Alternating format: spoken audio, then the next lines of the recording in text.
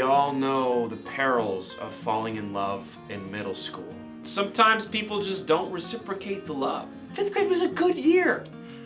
And then the spicy senorita waltzes into town, and she's spicy.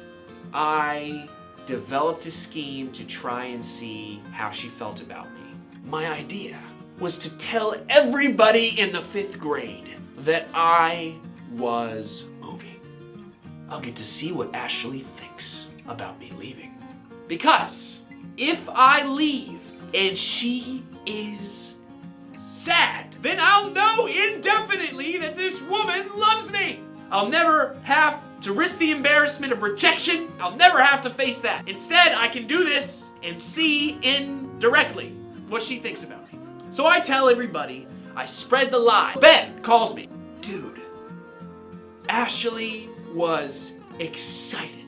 Dude, she was like dancing. She was like dancing on the bus. Yeah, she did this, like she was pointing, she was doing this. What are you doing, Ashley? That's not even a dance.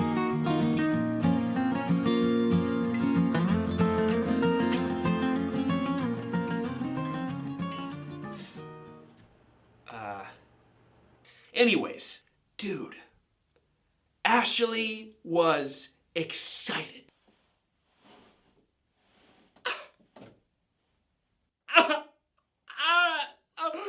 What? I was defeated. But I thought about it, and I thought about it. I'm thinking, oh my gosh, like is this true? Is Ben just yanking my chain? Is this payback for not telling him about my fake moving? But Ben, like I said, is a great friend. And Ben wasn't a jokester. I joked. And he always told the truth. He was gravely serious. So I believed him. And I continued to think about it. And I thought about it too much, as I often think about everything. I'm like, it must be a mistake though. Maybe she was just kidding. So the next day I go into school and I make sure to wear something nice. I kid you not, the first thing I see is not Ashley. It's Christina.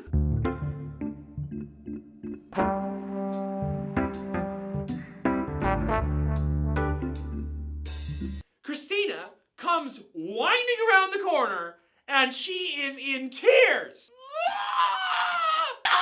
Not really that, but she's like, she like walks up to me and she's like almost, it was like when a dog is in trouble and they're like looking at the ground and they're like trotting over to you. It was like that, except she wasn't ashamed, she was just sad. She walks up to me. I thought you were moving. I'm like, no. I'm such a jerk. I'm like, I'm just loving this, right? I'm just, yes, taking in all of this attention. I'm like, it's okay. So I'm here. So recess rolls around, I have my lunch, sneaking peeks at her, because I know where she's at in the cafeteria. No eye contact. Ashley doesn't look at me once. Ah! So we go out into the fields, the playground, and Ashley's hanging out with her friends. Ashley's got all these friends now, because she's the new girl, and everyone wants to be her friend and or husband. And they're playing with this kickball. You know, they're just kicking it around. And it's just this beautiful, you know, childhood moment. One of the girls hits the ball, and the ball just goes, you know, a little rogue ball goes and rolls off over into the distance. It rolls right up to the feet of a boy.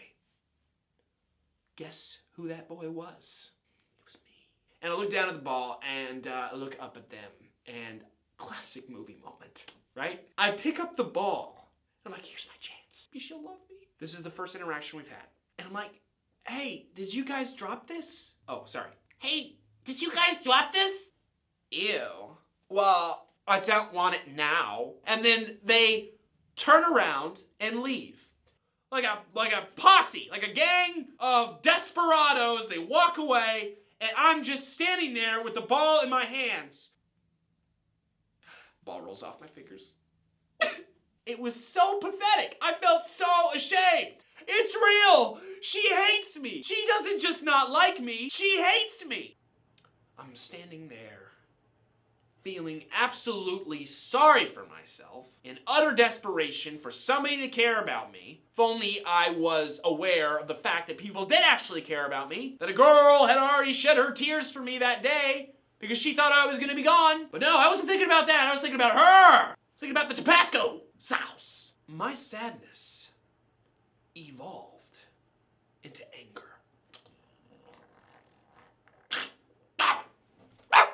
Like Chihuahua anger. I don't know if you have this when you get angry, but like your chest gets like hot, and then like you're just like your heart starts beating really fast, and you're just pissed. And so it's like, okay, that is how you feel about me.